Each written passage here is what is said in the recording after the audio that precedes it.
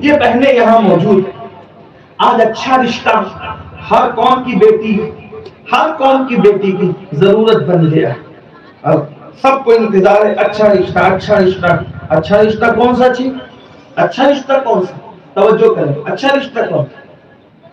اچھا مکان ہو، اچھی دکان ہو، اچھا کاروبار ہو، سب اسی انتظار میں. کوئی شریف چاہتے ہی نہیں الا ماشاءاللہ. اور پھر شادی کے بعد کہتے ہیں وہ داماد تو دوسری کی لڑکی کو لے کے بھاگ گیا. تو تو نے داماد مالدار دیکھا، شریف تو نہیں دیکھا. میری بیٹی کے ہوتے ہوئے فون میں لگا رہتا ہے رات بھر، اس کو ٹائم نہیں دیتا. اور کیوں وہ رات بھر فون میں لگا رہتا ہے؟ تو کسی اور کے چکر میں. تو تم نے تو دولت دیکھی. اور دولت کے پجاریوں، ہمیں نیک لوگوں کی قدر نہیں، شریف لوگوں کی قدر نہیں، دیندار لوگوں کی قدر نہیں. آؤ پہلے کے بزرگ لوگ کیسے تھے، آئیے ذرا سنیے. ان کے نزدیک دولت کی اہمیت نہیں تھی، کیونکہ وہ جانتے تھے کہ دولت تو بندر نچا کر بھی لوگ کما لیتے ہیں، دولت تو ناچ ناچ کے بھی لوگ کما لیتے ہیں. سب کچھ دولت نہیں ہوتا. اور یہ تو قیامت کے قریب کے حالات ہیں. ننگے بھوکے نیچ لوگ، اللہ کے رسول نے فرمایا، محلوں میں فخر کریں گے. یہ قیامت کی نشانی میں سے نشانی. دیکھ لو جن کی کوئی اوقاتیں نہیں تھی، آج وہ بڑی بڑی کرسیوں میں بیٹھ رہے. قیامت کی نشانی میں سے نشانی. جو تمہارے باپ داداؤں کے دور میں ان کے پیچھے پیچھے کتوں کی طرح چلتے تھے، آج ان کا رعب نہیں دیکھا جا رہا. یہ قیامت کی نشانیوں میں سے نشانی. آپ کو پتہ ہے یہ ہندوستان ہے، یہاں کی زمینیں آپ کے پاس تھی، دولتیں آپ کے پاس تھی. 700 سال تک کی حکومتیں تم نے کی ہیں.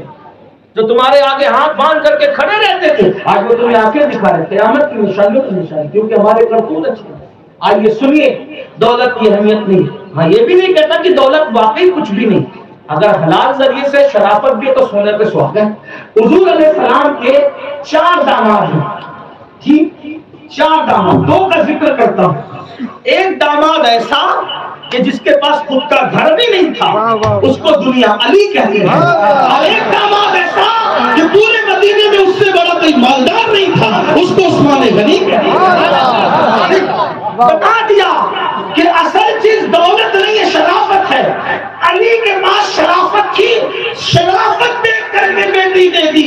اور عثمان کے پاس شرافت بھی تھی، دولت بھی تھی، اس لیے وہ دے کر کے بیٹی. دولت نہیں دیکھی جاتی، شرافت. تو اگر کوئی دولت مند شرافت والا بھی ہو تو اچھی بات ہے، دے دو، منع نہیں کرتا میں، اور نہیں چاہتا بچے. لیکن اگر اس کا سٹے کا کاروبار ہے، سود کا کاروبار ہے، حرام کاروبار ہے، اور وہ اللہ رسول کا وفادار نہیں ہے، بے نمازی، جمعہ تک نہیں پڑھتا، اور وہ موبائل کے اندر گندی فلمیں بھر کے رکھا ہے، صرف دولت کی بنیاد پہ نہ دو، کبھی سکھ سے نہیں رہے گی.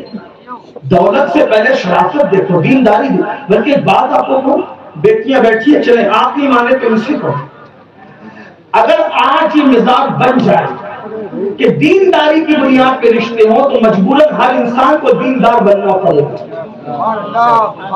اگر بیٹیاں یہ طے کر لیں کہ میں نے اسی کے ساتھ رشتہ کرنا ہے جس کے چہرے پہ داڑھی ہوگی، جو نمازی ہوگا، جو پرہیزگار متقی ہوگا، تو دیکھ لو لوگ کیسے بھی سدھریں گے. اور اگر ایسا رشتہ نہیں آئے گا تو قوم کی بیٹیوں کو اتنا حوصلہ رکھنا ہوگا، پھر وہ اعلان کرتے میں رابعہ بصری کی طرح قواری زندگی گزار لوں.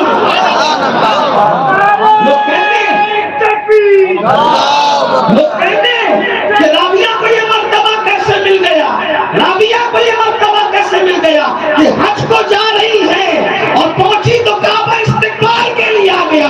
ہم نے کہا کعبہ نو استقبال کے لیے نہیں آتا، اس کے لیے اتنی بڑی قربانی دینی پڑتی ہے جب کعبہ استقبال کے لیے. مرتبے ایسے تھوڑی ملتے ہیں. ہاں پیٹ بھر کے کھائیں گے بھی اور نیند بھر کے سوئیں گے بھی، عبادت کی طرف کوئی آئے گا، کعبہ استقبال کے لیے آئے گا. تو کوئی چور بھی نہیں آنے والا نا عزت دینے کے لیے. یہ حالات ہے. تو بات سمیٹتے ہوئے آخری میں یہ عرض کروں، ہمارے علامتیں کیا تھی؟ میں یہ نہیں کہتا مال برا ہے، مال برا نہیں، مال کو برا نہیں کہتا. مالی ہوگا تو حج کیسے کرو گے، مالی ہوگا تو عمرہ کیسے کرو، مالی ہوگا تو مسجدوں میں چندے کیسے دو، مالی ہوگا تو مدرسے. مال بھی ضروری ہے، لیکن میں یہ کہتا ہوں حلال مال چاہیے، شرافت کے ساتھ چاہیے. عثمان غنی والا چاہیے، عبد الرحمن ابن عوف والا چاہیے، صدیق اکبر والا چاہیے. یہ ہونا مال کماؤ. بلکہ میں تو یہ تقریریں کر چکا ہوں کہ مسلمانوں کو اس ہندوستان میں ضرورت ہے دیندار بنو، مالدار بنو اور ایجوکیشن پہ محنت کرو. میں بار بار تقریروں میں کہہ چکا ہوں.